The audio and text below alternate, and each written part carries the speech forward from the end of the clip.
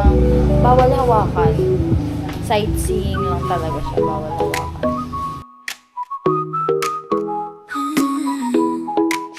Hi guys, nandito na kami sa Casa Roro. Ay, bebe. Ito ko. Kasi tulog ko guys, 3 hours lang.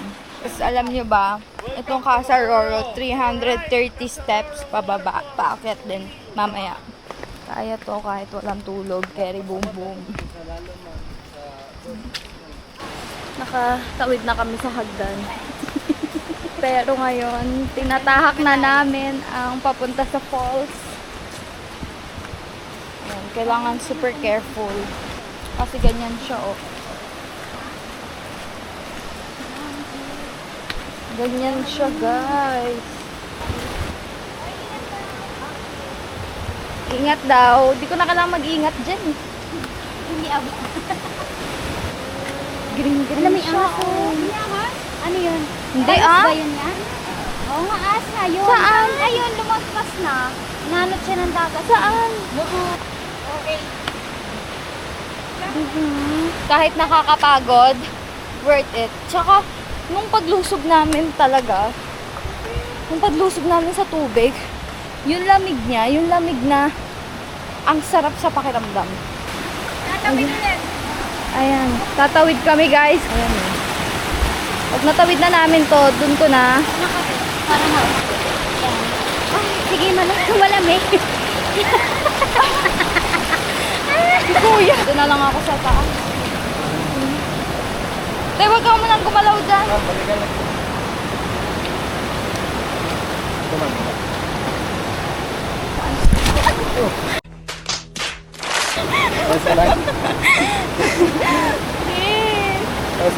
Okay lang ako kuya, hindi naman natamaan.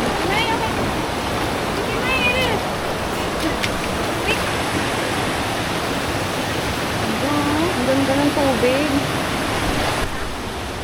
Guys, may dala-dala pa ako. Kita nyo ba yan? Mamaya na nga ako mag-vlog. Baka mamaya di ko na ito ma-upload. Guys. Guys. Dito na kami sa Casa Roro. Tumatawa sila. Tinatawa na nila ako. Let's go ulit. Tignan nyo guys. Look, that's that. Lamig na tubig. Wow. Dito kasama na kami. Hindi. Tignan nyo yung mga tinatakak kong landas. Talagang nagiging adventurous ako dito talaga. Oh my God! Oh my God! Ang ganda!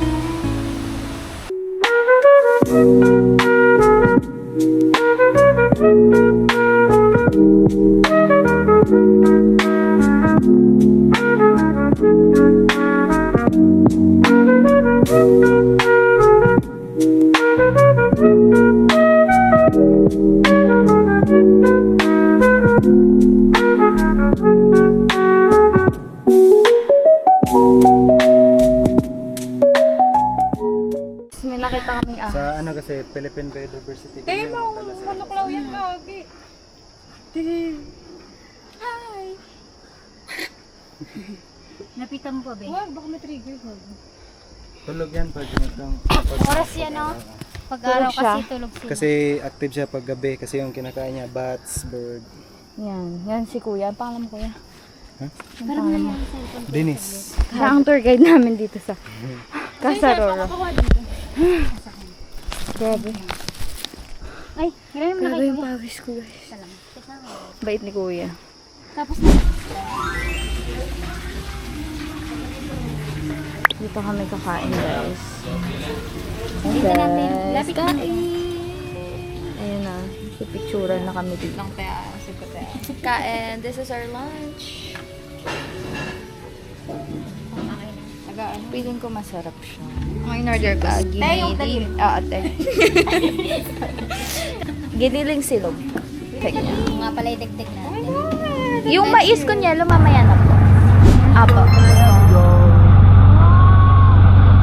Smelly like, but don't mind the smell for what's in it. It's not harmful, it's normal.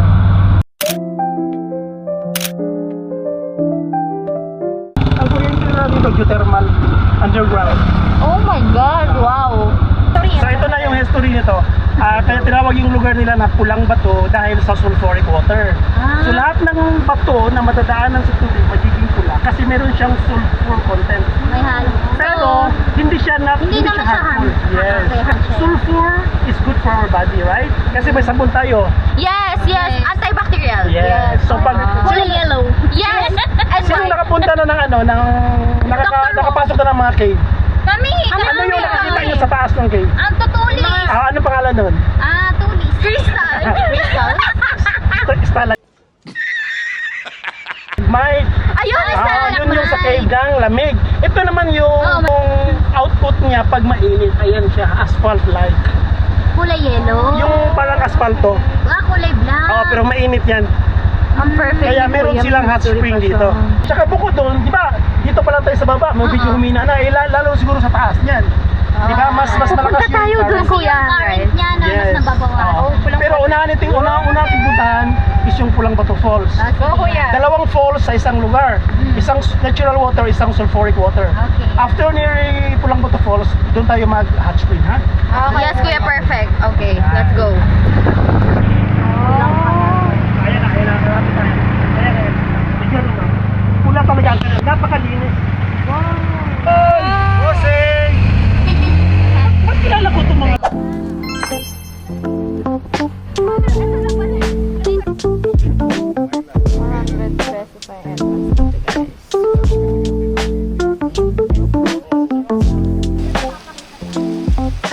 Go. Yun nga eh, nag-run ka. Diba? Bahala na matapon. Bawat sulok may mga running water, nakaka-amaze. That's for a lifetime na. Lifetime supply of water. Oh my gosh. See. Super perfect. Sarap tumira dito, te. Tara, bumili na kaya tayo ng ano dito. Oo. Ayun kasi importante ngayon din yung makakalis ka. Sobrang mahal na ng kuryente. Para dapat like bala. Pulang Bato. Ito, ay. Ay, may bala. Enter tayo dun din. Oo, ayun. Sa bridge. Ay, sorry, lulubog ako guys. Saglit lang. Ako hindi ako makalubog ba? Kasi tingnan mo ang outfit ko.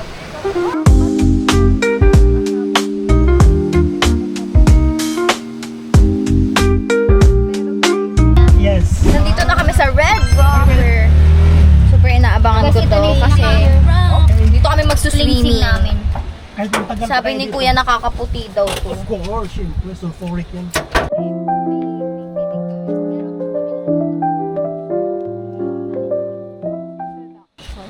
Rock. Talaga.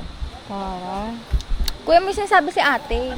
Dapat daw free daw yung sa entrance namin sa Pinicturan ka. Kasi pinicturan daw kami. Yun ang hindi ko na Magkano? 100 din. Joke lang. May junior, may discount kayo sa junior? Kuya? Yan, picture muna kami dito, guys. You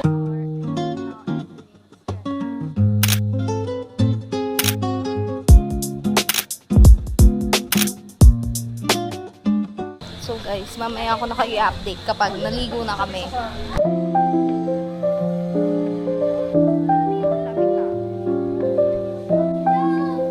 Galing mo, kulay red pa rin.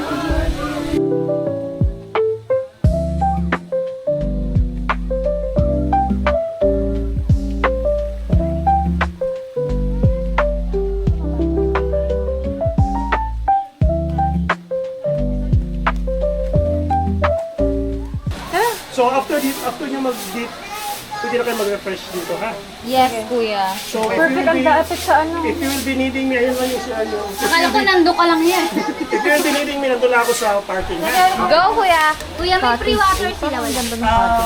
Wala. Perfect siya sa out. Bili tayo, 30 pesos lang. Sila itong tubig lang? Tubig? Lakas maka-fresh ko naman dyan. Girl, ang lakas Liter. ng 35 lightning dito, Ikaw guys. na lang I magsusunod swear. na. Ano daw, te? Akala ko.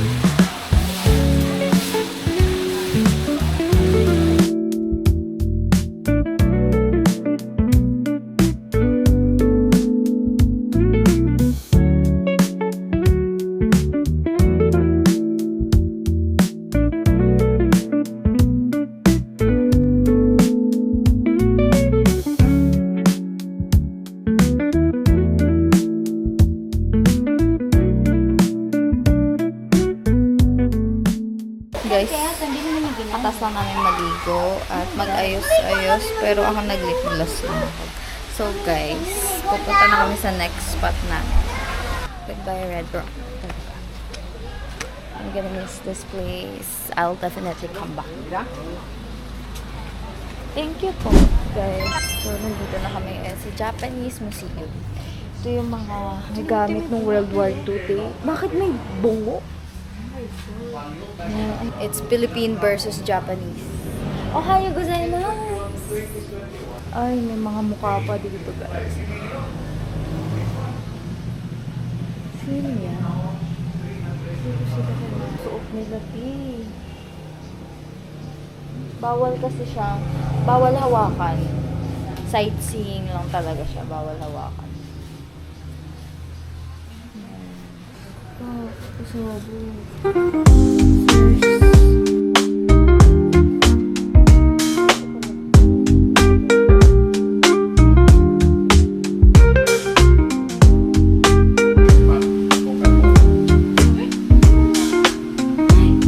Saan po kaya nakolekta yung mga ganito? Paano po na ano siya? The Na-keep? mountain here, mga bulubundokin dito, was the last stand of the Japanese, the last battlefield for the Second World War. Dito natapos ang Second World War. The September 22, 1945, yung photograph ni MacArthur signing the instrument of surrender was on September 2, 1945. That's the Wow. formal surrender of the emperor. The surrender of the Japanese. Those are the American Enfield that President Manuel Quezon of the Commonwealth government purchased obsolete rifles from the United States Wow. to arm the Philippine Army. Yeah. Yan ang mga baril ng Philippine Army. Kaya nga po, grabe. Nakaka-amaze kasi na-keep siya ng long time na. Ito po yung mga ano nila, no? Espada The Japanese nila. katana. Katana, yes. Katana is the blade. The samurai is the Samurai. person. Sino yung last samurai? I don't know. I have no idea. Si Tom Cruise sa movie. Tom Cruise ang last samurai. Bomb? Ano yun? 80. Bomba. Bomba po yan? Yeah. Yan po yung mga bomba nila. Yan, mga granada. Granar. Oo. Eh, yung mga Japanese character nakasulat, mabasa mo yan. Shiryodan, bomb thrown by hand. Marunong po kayo mag-Japanese po? Ano? Marunong po kayo mag-Japanese? Can speak Japanese. Ohio. Do I speak Japanese? Yes. Wakaranay. Wakaranay. Wakarimasu. Oo, ang sagot Eh, niyo. marunong po. Marunong. Sabi niya, hindi daw, pero No, a marunong little siya. Japanese. Tingnan niyo to. Oo, pinicture na ko nga lahat ng ano ng Coke. Kasi dati Read pa yan eh. what is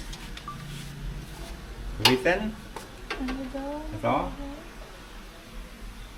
December 25, 1923. 101 years old. Ngayong Pasko, it will be 102. Emboss pa yan. Ang gani. 102 years old ngayong Pasko. Grabe.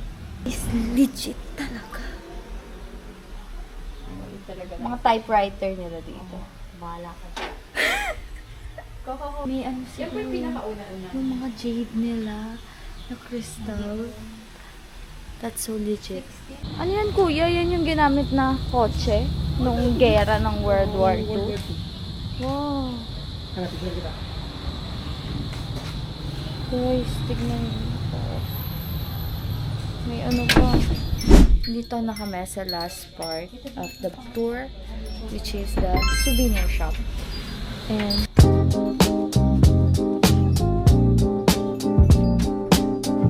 so magbili na lang ako dito ng wallet.